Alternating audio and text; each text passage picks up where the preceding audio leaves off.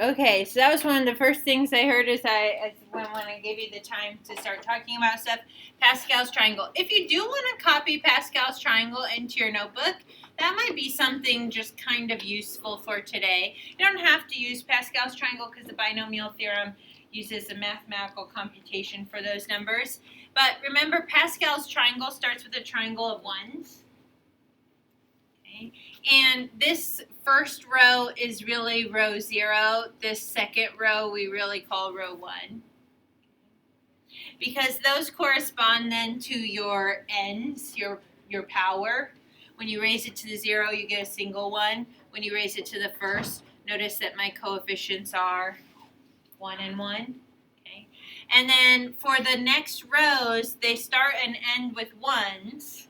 And to get the terms in the middle, you just add the 2 that came before it. So you get 1, 2, 1. And notice when we raise it to the second power, we get 1, 2, 1 for our coefficients. So we can keep going. 1 and 1 on the end. Add to get 3 and 3. And then we can go down. And usually I would say in Algebra 2, you probably only went to row 5. Which is really like the 6th row. Okay. So that would be about as far as I would ever go on Pascal's anyway. Okay, so those represent the coefficients for each of the terms. Notice if I jump down to the raised to the 5th, and I look at my exponent of 5, I have 1, 5, 10, 10, 5, 1. Okay, so those are the numbers in Pascal's triangle. Excellent. All right, Dane, tell me another pattern that your group saw or knows. So if it was like x plus y to the third, I would start with x to the third and end with y to the third. Okay, excellent. So if it's raised to the third, the first term is going to be the first term to the third. The last term is going to be the second term to the third. Okay. And that would continue on like when you look at x to the 5th. You have an x to the 5th and a y to the 5th. Okay. Logan? As you go along in the middle, the x and the y generally get closer together, and the x's go down and the y's go up. Okay, excellent. Those would be the other 2 patterns that you should know. So we know that the coefficient is generated by the numbers in Pascal's triangle. And the other 2 patterns are that the first term, so like the x's, I'll do this one in blue. The x's, it starts with the x cubed, and then the second term has an x squared, and the third term has x to the first, and the fourth term really does have an x. It's just x to the 0, which is 1, so we don't get to see it. Okay? And then the y's, instead of starting at the highest exponent, it starts at the lowest exponent. So there's really a y to the 0 on that first term. And then we have y to the first and y squared and y cubed. Okay. So if you know those 3 patterns, then you can do the binomial theorem. Okay, that's essentially what we're going to see on the next slide. Are there any other patterns your groups talked about that you want to share out? The exponents are combined together to get the power that you raise it by. Excellent. So, I always like to use this at the end to, check my answer or just, check a term. But, 0 plus 3 is 3, 2 plus 1 is 3, 1 plus 2 is 3, and 3 plus 0 is 3. So, the sum of the exponents in each term have to equal the power that you're raising it to. Okay. Another pattern that often gets mentioned is whatever your power is, you have 1 extra term. So, if I'm raising it to the 3rd power, I have 4 terms. If I'm raising it to the 5th power, I have 6 terms. So that's just another nice thing that you can use to make sure that you know how many terms you should have at the end. Here's what you should write down in your notebook. And I will kind of piece it apart as well before we go on and do an example. So it does look maybe a little overwhelming in the beginning, but it's really just describing those 3 patterns that you just told me. Pick a number from Pascal's triangle. Take the first term raised to the highest exponent and then go down. second term to the lowest exponent and go up.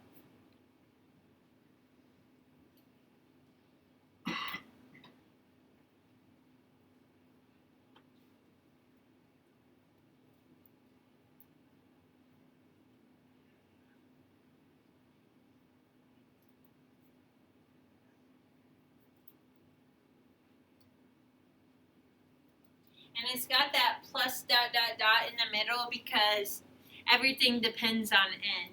Like how many terms will you have? If n is 5, you'll have 6 terms. If n is 2, you'll only have 3 terms. So you only have to do it until you get really to 0.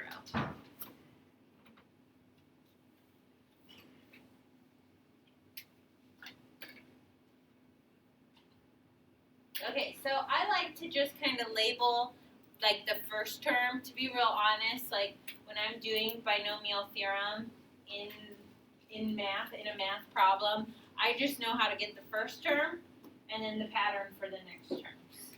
So remember that every term is made up of those 3 pieces. Okay.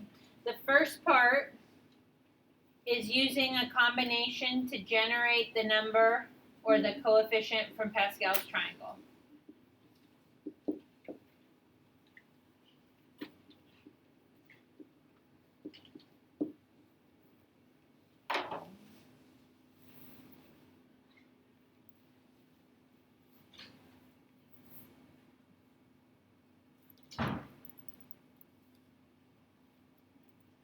You always start with the combination of n, whatever power you've raised it to, and then choose 0. So that's going to be your first one. I'm going to go back for a second where you guys told me on the last slide to use Pascal's triangle. Like these 3 numbers in row 2, this is a combination of 2 choose 0, a combination of 2 choose 1, and a combination of 2 choose 2. You know, like if you type those into your calculator, you'll get 1, 2, and 1 respectively. But that's a really easy story to tell that could make you like believe that those are actually combinations. So suppose I have 2 items. Let's say I have a red square and a green square. And I'm going to choose neither of those items. So 0 items. How many ways can I do that? One way, I pick nothing. Right? That's it. End of story.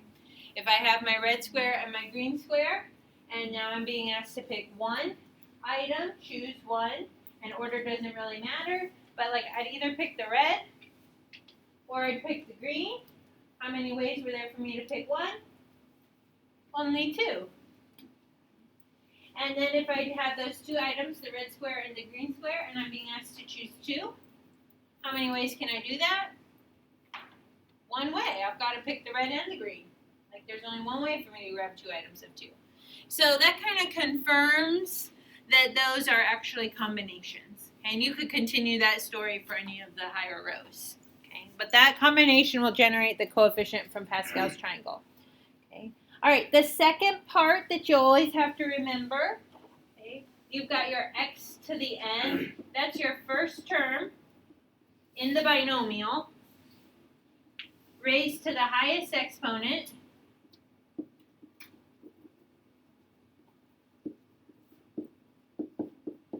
which happens to be n.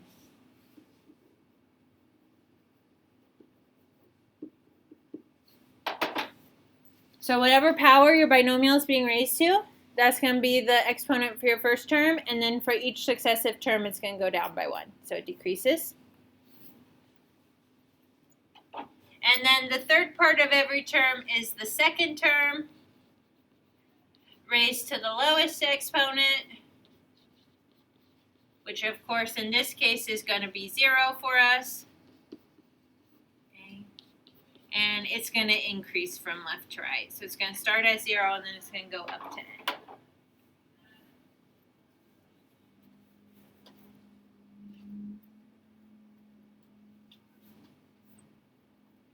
And all along, the 2 exponents in every term are going to add to be n. So like n plus 0 is n.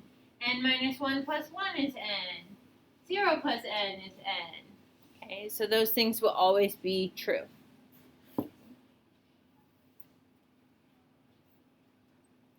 Okay, so I'm going to do one expansion with you.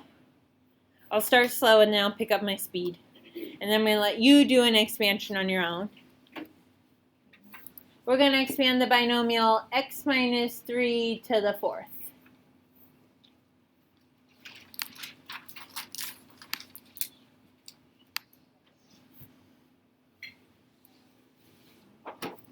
So my first term is x, and my second term, like normally it would be x plus y, but since it says minus 3, my second term must be a negative 3. Okay, and then the power is 4. So I'm going to start with a combination to generate the number from Pascal's triangle of 4, choose 0. Always start with the smallest choose. And then I'm going to multiply it by the first term raised to the highest exponent, and the second term, which is negative 3, to the lowest exponent. And those three things are going to multiply together, and they're going to give me the first term of my expansion. Notice that the exponent on the second term matches the choose for your combination. Okay, next term. I'm going to go up 1 for my choose, combination 4, choose 1. X is going to decrease by 1 in the exponent, and negative 3 is going to increase by 1 in the exponent. My exponents add to be 4. The exponent on my second term matches the choose for my combination. Combination 4, choose 2. Okay, go up. Now the x cubed becomes x squared, and the negative 3 is also squared, goes up by 1. Okay, 2 plus 2 is 4. The exponent on the second term matches the choose for my combination. The pattern is staying the same. Alright, so then I'll have 4 choose 3, x to the first, negative 3 cubed, and 4 choose 4, x to the 0, negative 3 to the 4th. Squeeze it in. I always do like a 3-second check at the end. Do my exponents really go down by 1? 4, 3, 2, 1, 0 for x, yep. And do my exponents really go up by 1 for the negative 3? 0, 1, 2, 3, 4. Yes. I have a tendency, I know this is my weakness, about halfway through I'm going down, and I start going back up. So I just have to make sure that I've kept it constant. Okay, now, if you know Pascal's triangle, like this is row 4, you know what numbers these combinations are going to generate. If you don't know Pascal's triangle, or you don't want to write Pascal's triangle out, then you generate them in your calculator, right? You can do a combination NCR in the calculator, go to math, scroll over to probability, pull up your NCR. Combination 4 choose 0 is 1, times x to the 4th, times negative 3 to the 0, that's 1. Multiply all three parts together, and my first term is x to the 4th.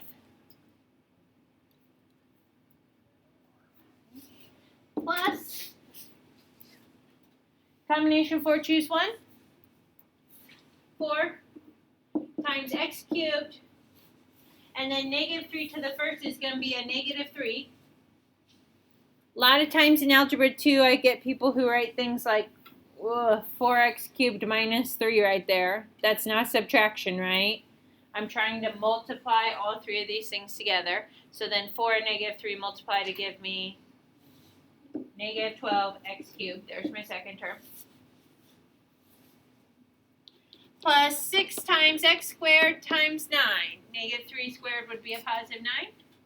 And that's going to be plus 54x squared.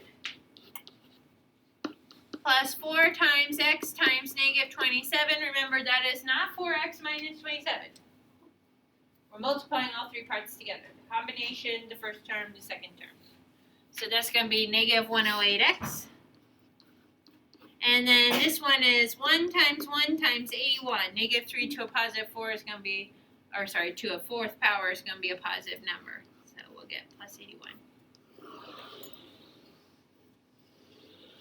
And those are my 5 terms for x minus 3 to the 4th. Any questions about where I got my numbers or how I did my math? did this one for a reason. Because when one of your terms in the binomial is positive and one of the terms in your binomial is negative, what do you notice about your signs of your terms? They alternate, they're switching back and forth, right? So that's another like easy, like if you just recognize that pattern, like take a couple seconds at the end of every problem and say like, oh, I should have alternating signs. Positive, negative, positive, positive, positive. Oop, better make that one a negative, right? Like you know it should alternate. And it's easy to make a small sign error when you're doing all the simplifying. Okay, I chose my next example for a reason too, so beware. Okay, see if you can do this one on your own. 2x plus y to the 5th. And I'm going to come around and take a peek at what you're doing. So I want to see your setup. It isn't usually in the setup that I have to correct most people. It's in the calculation part. So like, what am I trying to warn you about on this problem? You might think about that as you set it up.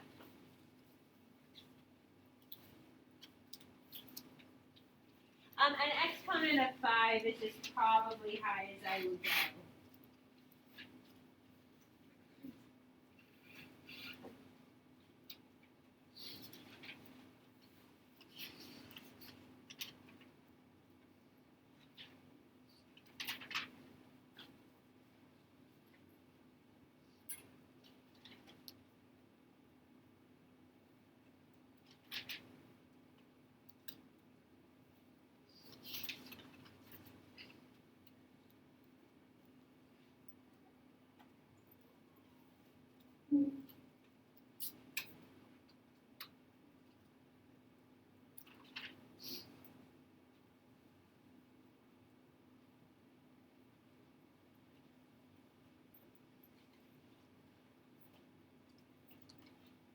Very good. I'm very impressed as I walk around the room.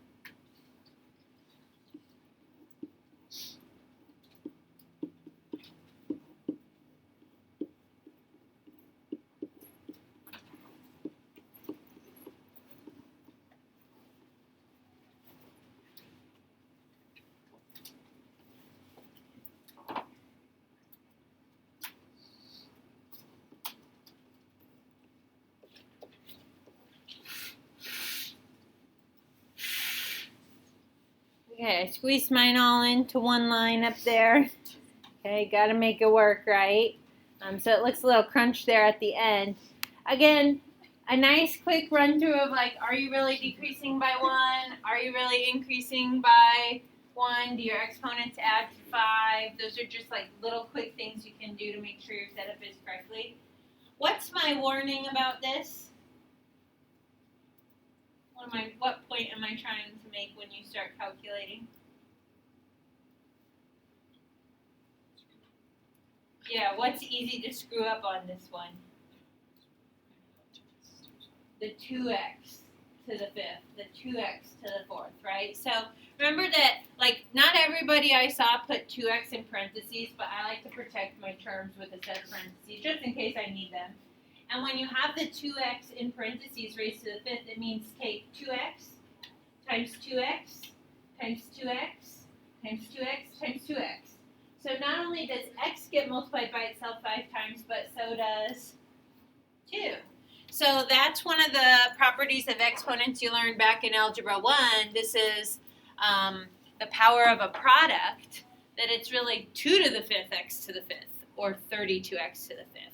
So if you look at your work, if you've been simplifying and you have like 2x to the 5th, 2x to the 4th, 2x cubed, instead of 32x to the 5th, 16x to the 4th, 8x cubed, that's something you got to be aware of. So I'm going to go ahead and work on simplifying. I'll get 1 times 32x to the 5th times 1. That's 32x to the 5th. Plus 5 times 16x to the 4th times y. That's plus 80x to the 4th y. And plus 10 times 8x cubed plus, times y squared. So plus 80x cubed y squared. Plus, where am I at? 10 times 4x squared times y cubed. So that's a plus 40x squared y cubed. Plus 5 times 2x times y to the 4th. So that's plus 10x y to the 4th. Plus 1 times y to the 5th. So plus y to the 5th. Okay. Now I could generate those numbers 1, 5, 10, 10, 5, 1 because I know that 5th row of Pascal's triangle. If you don't know the rows of Pascal's triangle, that's okay. You would just type that into your calculator, right? Note that both of the terms were positive, so I don't have the alternating signs on this one. They're all just all positive terms. Did I do my math okay? Do I have any mistakes up there? Does anybody have any questions about where my numbers came from?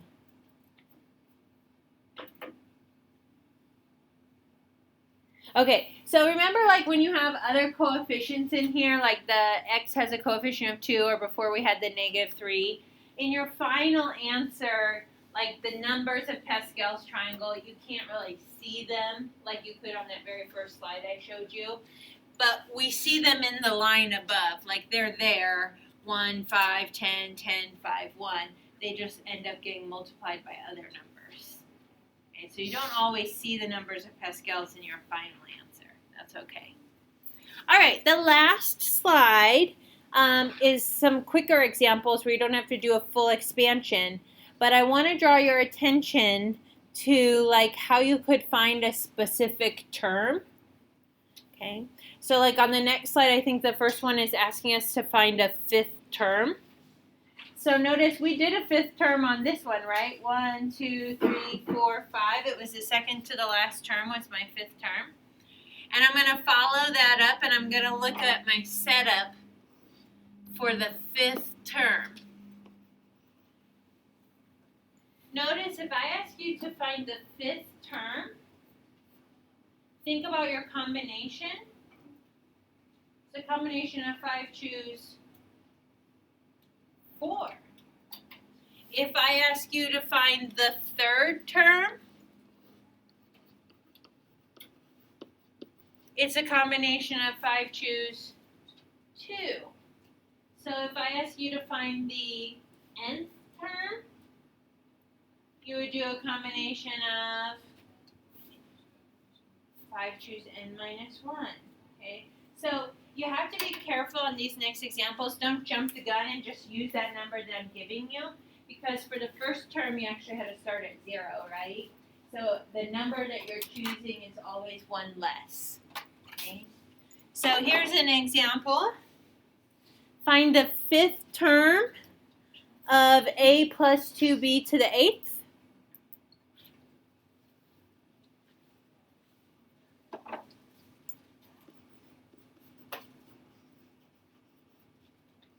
So just like Gibbs said, if I ask you to find the nth term, choose n minus 1 in the composition. Okay. So I will have a combination of 8, choose 4, 1 less. Because remember, the first term chooses 0, the second term chooses 1, the third term chooses 2. The 4th term chooses 3. The 5th term chooses 4. It's always 1 less. I'm going to have a to some exponent and 2b to some exponent. Those are just like my fill in the blanks up there. How will you decide what the exponents are?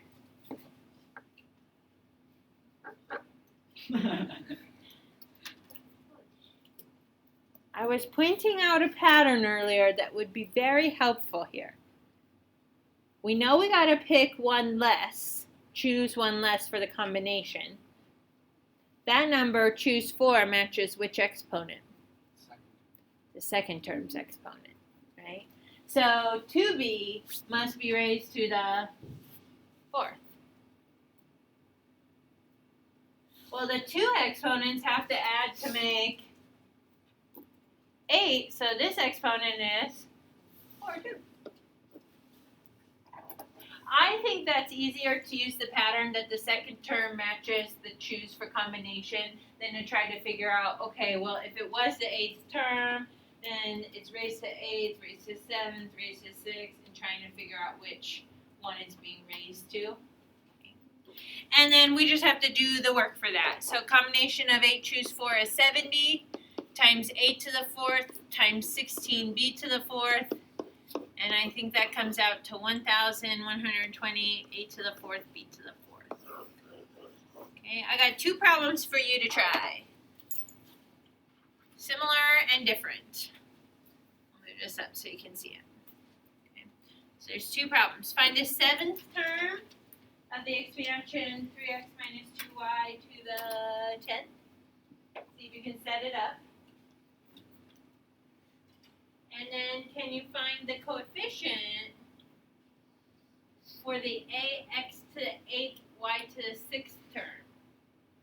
So it's really kind of asking, like, can you find a? What's the coefficient?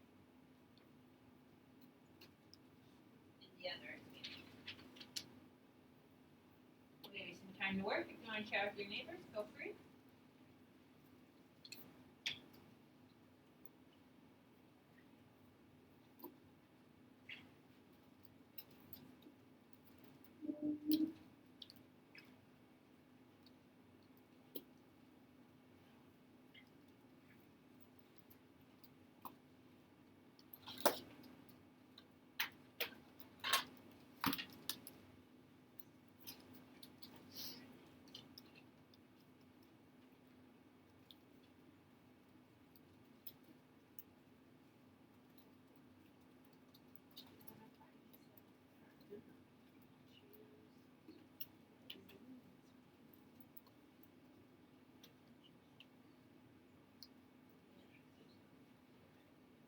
What a is really is that ax to the 8th, y to the 6th. So just like what's the number in front of this was kind of.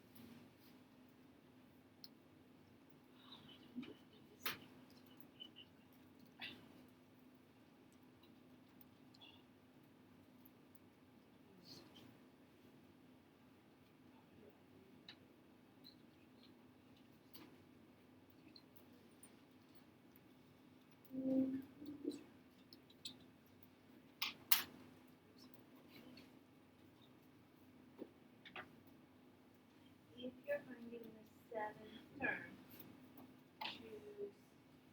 So just change this a couple of numbers.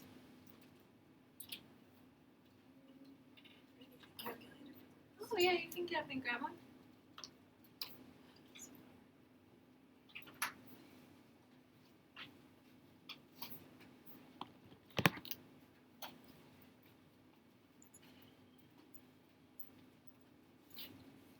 Okay. Excellent. I'm seeing lots of good setup on the second one. Just remember, what it says the term you want, remember you started with the first term choosing 0. So everything is always 1 less. So we're going to do 10 choose 6. And then we'll have 3x to some exponent, negative 2y to the 6th. Because I have to add to 10, it's got to be 4. It's a pretty big number, right? 1,088,000. Help me with the hundreds. 640, and it'll be x to the 4th, y to the 6th. Okay, excellent. Okay. And you can just, like, in your calculator, you can type in, like, combination 10 choose 6 times 3 to the 4th times, and then protect it with parentheses, negative 2 raised to 6. Okay, to find the coefficient of the ax to 8th, y to 6th term in that expansion, I would just start putting together as much of those 3 parts as I can. Like, there's a combination of 10 choose something. And then I'm going to take the first term, x squared raised to some exponent. And then I'm going to take the second term, y raised to some exponent. right? Fill in the blanks.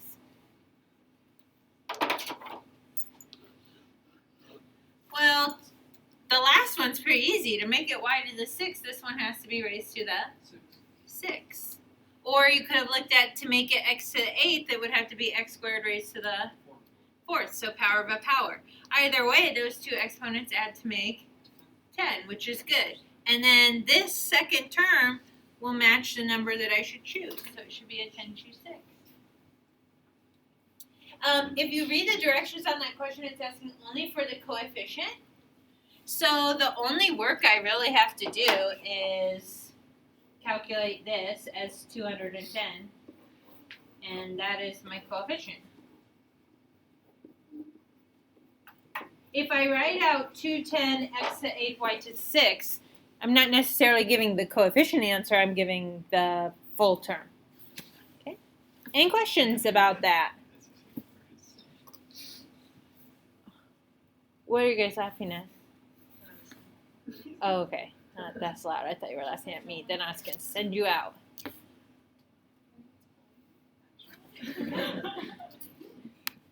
Okay, this is your homework assignment. It's 6 problems. Pretty reasonable.